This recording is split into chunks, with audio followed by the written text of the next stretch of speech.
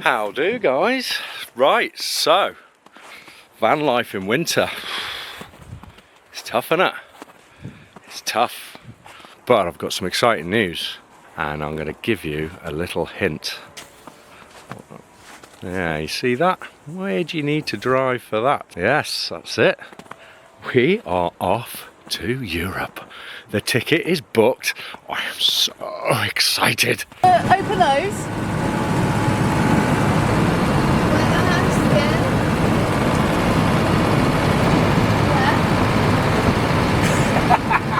You might need them where we're going. Why? We're going to Spain. Wait, really? Yeah. That's where we're going now. That's why I'm not starting that. What could you do? Wait, really? Yeah. Tomorrow morning, we're going to have to wake up at 5 AM Driving down to the ferry now. and we're going to get the ferry at 8 o'clock in the morning to France, and then we've got to drive through France to get into Spain, and we're going to be out there for 3 months. 3 months! You're technically living in Spain! Well, it's 5:30 in the morning. And where are we going, honey? Viva la Spain! Maybe we are meant to be over there. Which one there? I don't, pass holders, I've got no idea. Let's go down and see. I don't know if we're in cars, because it's passengers, or freight. I imagine we're in the wrong one. Euro Swiss, EU Swiss. No, we're in the wrong. Swiss only. All passports over there. We're in the wrong one. EU and Swiss only. The other one was all passports. That's not very clear though, is it? That wasn't clear, no. Gone through passport control. Lagerford's ticked all the boxes. So we're now looking for our lane. There's 187, 188 we are on. So we went through, we didn't know. Wait, that one. We didn't know which way to get in to start with. We were like, cars one way, lorries the other. I thought, well, we'll go lorries. But then we're like, oh my God, are we going to go into freight? We don't want to go into freight. Can't drive passengers in freight and dogs in freight. So anyway, we ended up in the Swiss line only. So anyway, they were quite accommodating. Got blooming tourists. Here we go again. Fingerprints have been done. Fingerprints. Yeah. Can't avoid it, but hey ho. Photos done, fingerprints in. System recognises us now. That's it, we're screwed.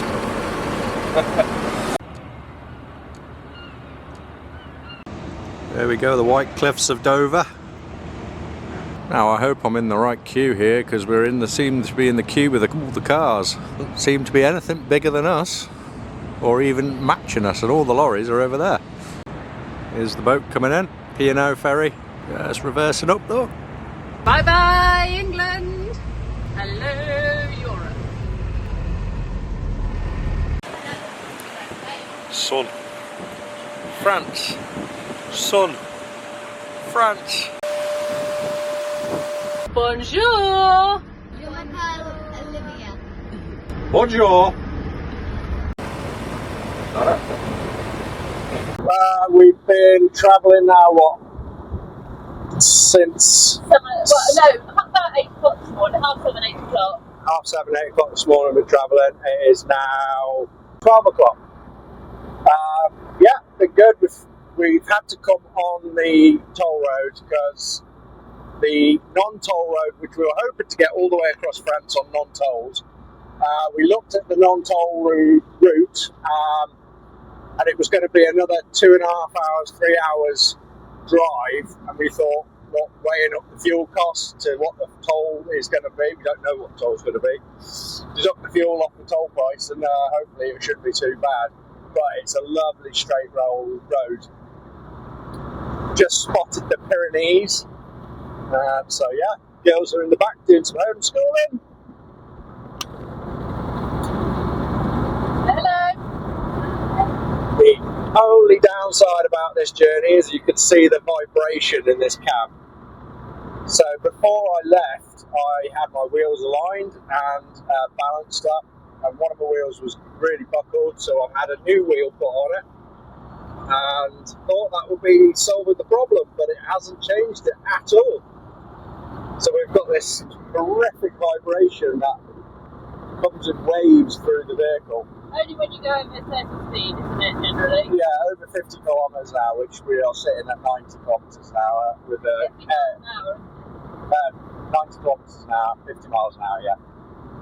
So we're sat with the cruise control on at 90, but the girls in the back said there's no vibration, so it's a bit strange. I don't know. Anyone have any ideas? Yeah. Should we tell them about what happened to us yesterday? Oh my days.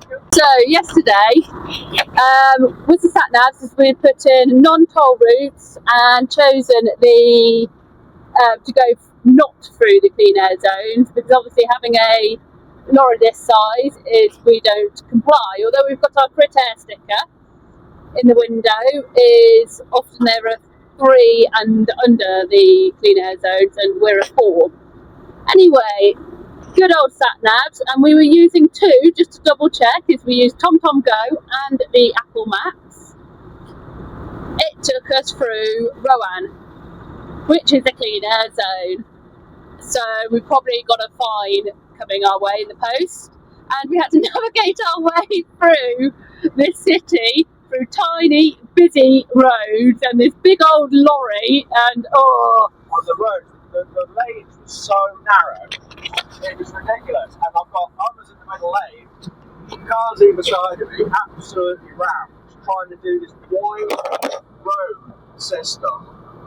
My heart was racing. I tell you, stress levels went through the roof, man. I don't know how I didn't hit anyone. I don't know how we got out of there without.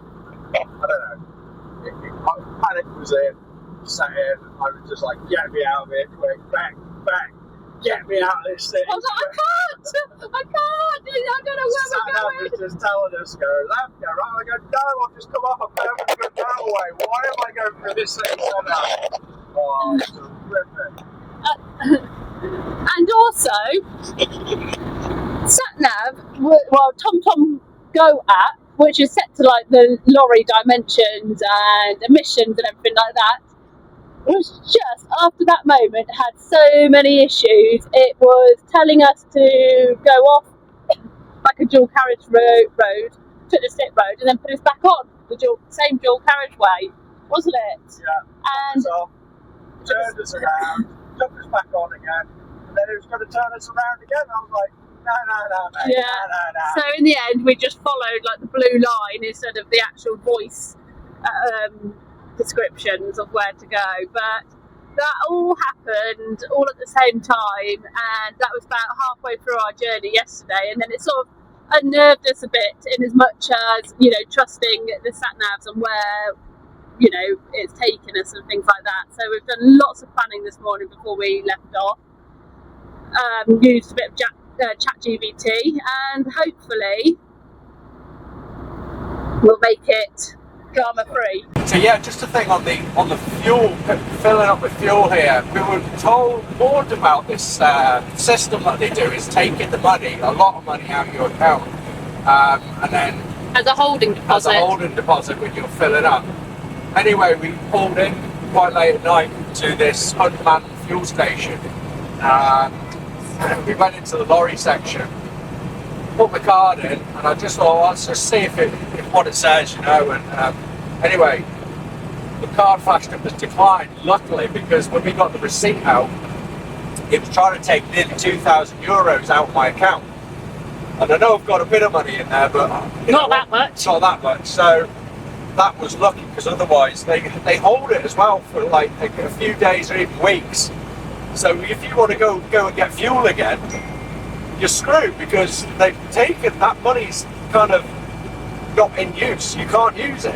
And it's that holding deposit plus the fuel you've actually used. Yeah. So luckily that was that. And anyway, so we couldn't get keep going. We had a bit of fuel left, so we went on and we went into a manned petrol station, and we had an option to pay cash, and I went in and paid cash. They clicked it onto the fuel pump, and then it just fills up to the amount, which was brilliant. Today went to fill up. The only place I could get into again was an unmanned fuel station, but there was a kiosk where they're selling like garage stuff, you know, coffees and stuff. And I was like, right, I'm not paying on the pump, I need to go in. So I went into this random kiosk, which she had nothing to do with the fuel pump system really, but I said, look, I want to pay for a fuel pump so and so, and I want to pay cash. And she sort of called a few people in, spoke to them, they were like, okay, paid the cash and then went out. So you can actually go in, even though it doesn't look like you can pay at that kiosk. We managed to. I don't know if it's the same in every one, but actually going in and paying cash is a far better option than actually paying €2,000 off your card and then get to the next fuel station and having no money. It's only so much for us because we have to go in the lorry section. So if you go in a car section, they don't take as much as a holding deposit. I think it's like €150 generally they take, but lorries, for some reason, they take a lot more. That's something to look out for. Again, like we were trying to drive this journey in the hope of not paying any tolls as well. But I think just after yesterday, we got a bit frustrated, and I think it's like more. I don't want to take that risk again. We got off the ferry about 10 o'clock, didn't we? We drove until 6 p.m, but we only did like 500 kilometres. And it was a bit like, come on, we've got a long way to go here, you know. And then we planned on all these different apps, which was the best way to go. We had about 4 or 5 different apps open, trying to plan which way was best to go. And it was like, look, another 3 hours, we'll jump on this toll. What's this, the A71, Orleans, all the way to Clermont. But we'll let you know in a minute when we get off it and we've paid our toll charge whether it was worth it or not. Yeah. Otherwise we might have made another disaster. One disaster on day 1, another disaster on day 2. No. €90. €90. Okay, I'm happy with that.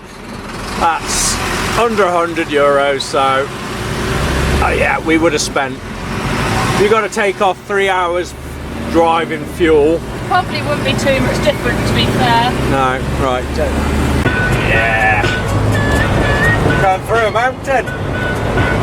Girls, we're going through the mountain. We're going through the mountain. Gives me the heebie-jeebies. What would happen if we just drove off there?